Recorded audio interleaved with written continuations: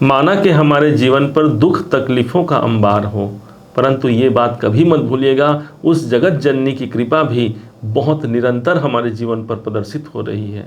एक ऐसा सुंदर शुभ संजोग बन रहा है इसी नवरात्रि के समय पर, जो शायद आपके जीवन को बहुत उन्नति की मार्ग पर अग्रसित कर पाए। ठीक 15 अक्टूबर से लेकर के 23 अक्टूबर तक के जो समय होगा, यह नवरात्रि का शुभ समय होगा। और इसी ठीक 15 अक्टूबर के दिन अर्थात नवरात्रि के प्रथम दिन ही शनिदेव, जो हमारे ग्रहों के दंड नायक माने जाते हैं, ये अपना नक्षत्र परिवर्तन कर रहे हैं। ये सद्भिषा नक्षत्र को परिवर्तन करके अपने धनिष्ठा नक्षत्र पर जा रहे हैं, जिनके अधिपति होते हैं मंगल देव। वास्तव में देखा जाए तो इसका क्या प्रभाव होगा, इसे हम जानने वाले हैं। और दूसरे तौर पर इसी समय पर ठीक आपके भाग्य भाव पर सूर्य, मंगल और बुध की युति बन गई है। एक त्रिग्रही योग का समावेश भी आपके जीवन पर आपको देखने को मिलेगा, और वो भी विशेष बात, इसी नवरात्रि के बीच ही इन तीनों ग्रहों का एक संयोग बन रहा है। कैसे आप इसका लाभ ले पाएंगे, इसके लिए हम एक बहुत बेहतरीन उपाय भी आपको बताने जाएंगे। एक एक करके समझते हैं वास्तव में क्या इसके शुभत्व परिणाम हमारे जीवन पर लक्षित होंगे।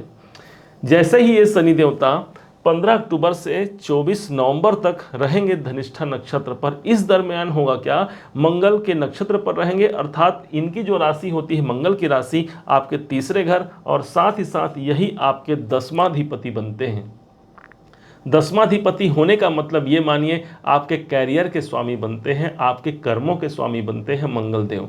और जब ये मंगल देवता के प्रभाव में शनि कौन है, तो शनि कर्म के कारक हैं, और जिनके द्वारा ये प्रभाव देंगे, जिनके द्वारा इनकी प्रस्तुतिकरण होगी, वो होगी मंगल की राशि या मंगल का नक्षत्र मानिए। इस हिसाब से दसम भाव के अधिपति स्वयं शनिदेव और दसम भाव के स्वामी ही मंगल देव। सबसे ज्यादा जो जागृति अवस्था में आप आने वाले हैं, वो आपका कैरियर आने वाला है, इस बात को कभी मत भूलिएगा।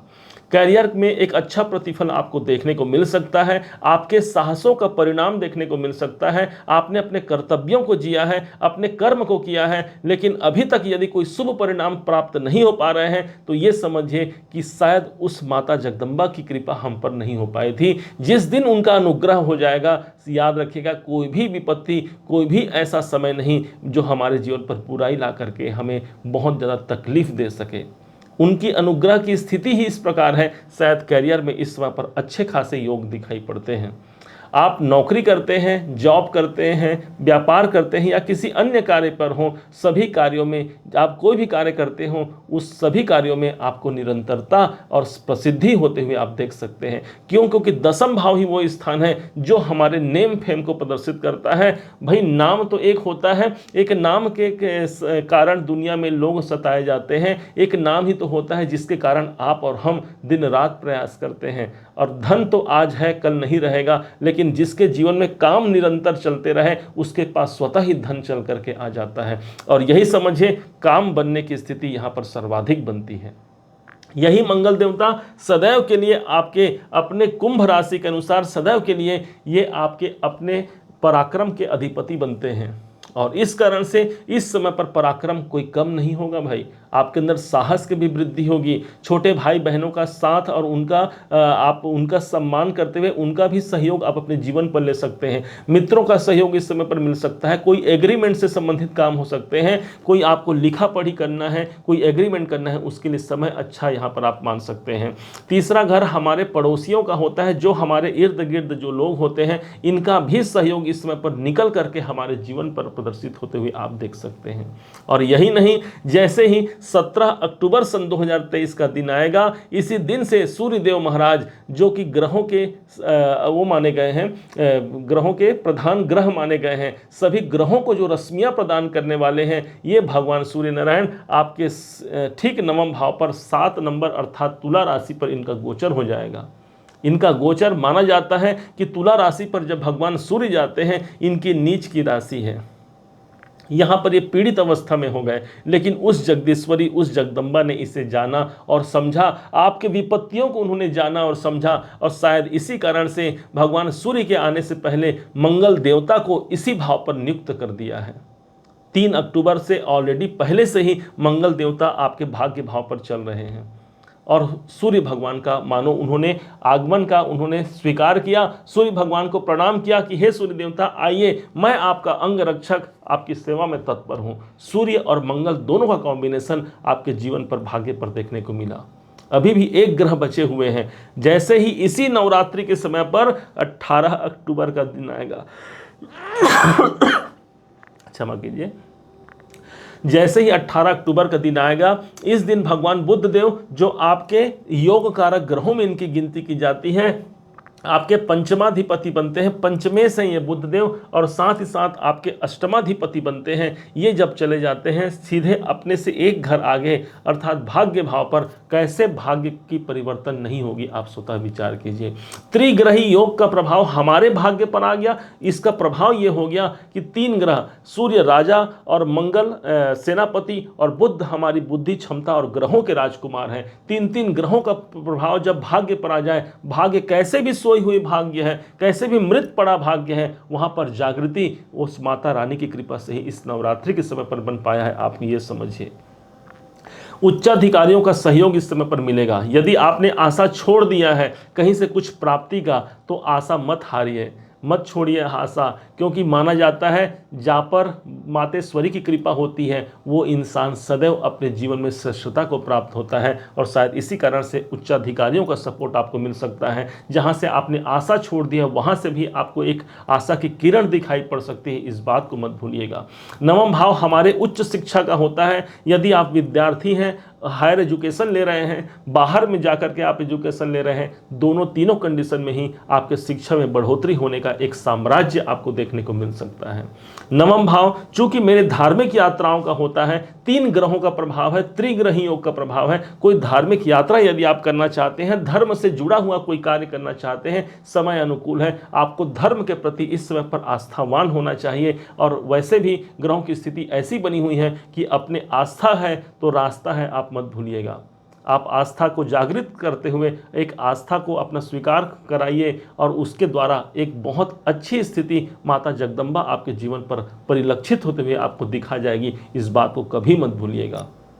सूर्य देवता सदैव के लिए आपके जीवन में ये आपके सप्तमाधिपति हैं, आपके बिजनेस भाव के स्वामी हैं, आपके दाम्पत्य जीवन के स्वामी हैं। माना कि यहाँ पर दाम्पत्य जीवन और बिजनेस भाव के स्वामी नीच के हो रहे हैं, परंतु मंगल और बुद्ध का साथ मतलब कि आप में पराक्रम की वृद्धि और बुद्धिमत्ता की वृद्धि से बड़े जो चैलेंज की स्थिति है, जो चुनौतियाँ हमारे जीवन पर बनी है, उसे आप बेहतर ढंग से निभा पाएंगे। इस बात को आप समझिए, इस बात को आप जानिए।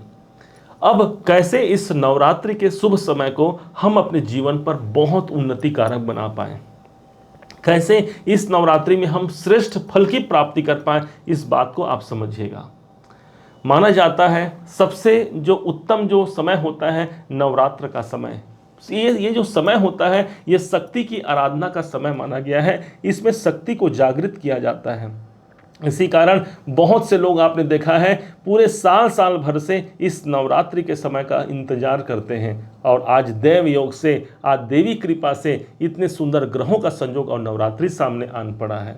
लग जाइए अपनी आराधना में और एक घर लेकर के आइए दुर्गा सप्तशती। यदि घर में आपके दुर्गा सप्तशती है तो अच्छी बात है, अन्यथा एक गीता प्रेस गोरखपुर की एक पुस्तक खरीदिए। ये सनातनी ये संस्था है गीता प्रेस गोरखपुर की।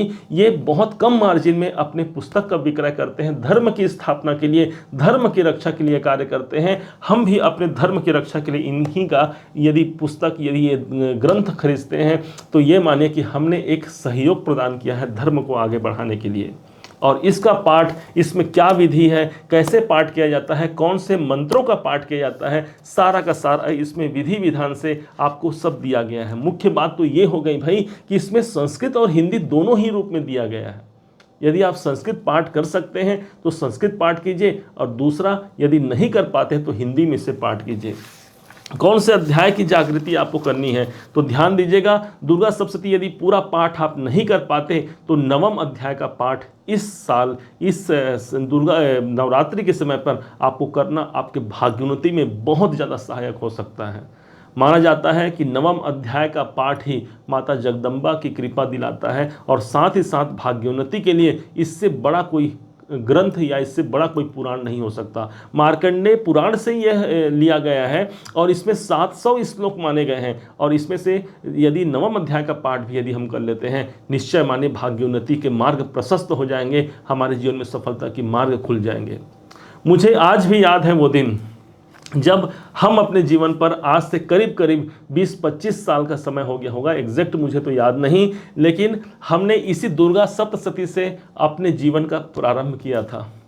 हमने शुरू से ही एक हमारे अंदर थी कि हम ये पाठ कर पाते, कुछ शक्ति हासिल कर पाते जिससे मैं ज्योतिष सीख पाऊँ और अपना जीवन और दूसरों का जीवन भी मैं लाभान्वित करा पाऊँ।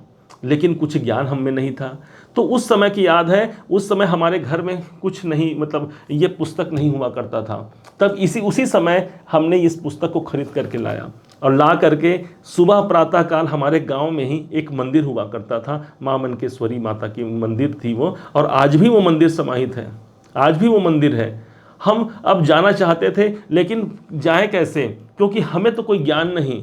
हमारी दादी माँ हुआ करती थी, अब तो वो नहीं रही। उन्होंने कहा कि बेटा ये पुस्तक पकड़ ले और बस चले जा, उनके शरण में चले जा। मैंने कहा दादी माँ, यदि इसमें लोग कहते हैं यदि कोई त्रुटि हो जाए, कोई कमी हो जाए तो माता रानी बहुत कष्ट देती है। उन्होंने कहा कि माँ कभी अपने बच्चों को कष्ट नहीं देती। एक अपने को बालक समझ करके और उसे माँ समझ करके जब उनकी आराधना तुम करोगे, निश्चय मानिए कि आपको सफलता जरूर प्राप्त होगी। हम चले गए और एक धोती था, हमारे दादाजी का धोती था, जिसे धारण किया हमने, जिसे पहना और बनियान पहन करके एक हाथ में ये पुस्तक ले लिए, ये दुर्गा सप्तशती को, और एक हाथ में चरु ले लिए, लोटा जल, और चले गए मंदिर में पैदल। और वहाँ जा करके अब किससे पूछें, कौन मुझे ज्ञान दे।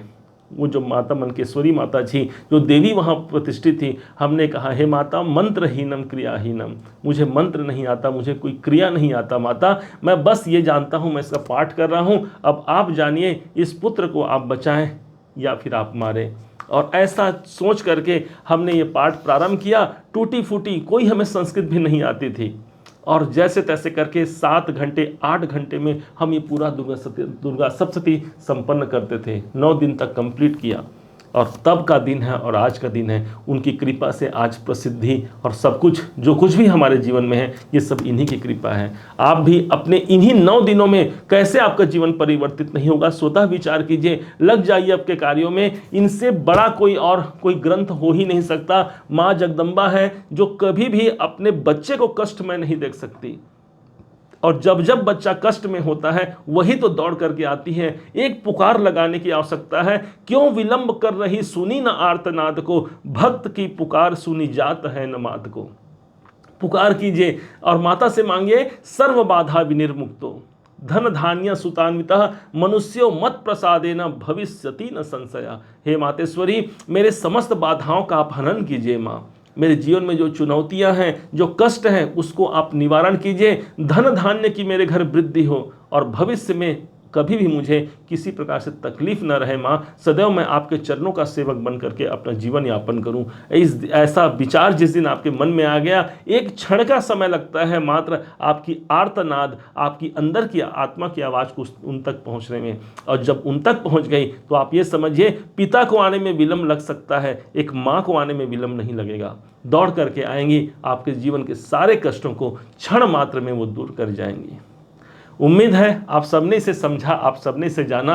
यदि आपने इसे समझा, जाना, मेरे समझाने का प्रयास यदि आपको सार्थक लगा हो, मेरे समझाने का तरीका यदि आपको सार्थक लगा हो, तो हर बार की भांति इस बार भी अपना प्यार भरा लाइक और कमेंट करना कभी मत भूलिएगा। आपके लाइक और कमेंट से बहुत मोटिवेशन मिलता है हमें कि हाँ, हमने अच्छा कार्य किया है और आपने उसे सराहा है।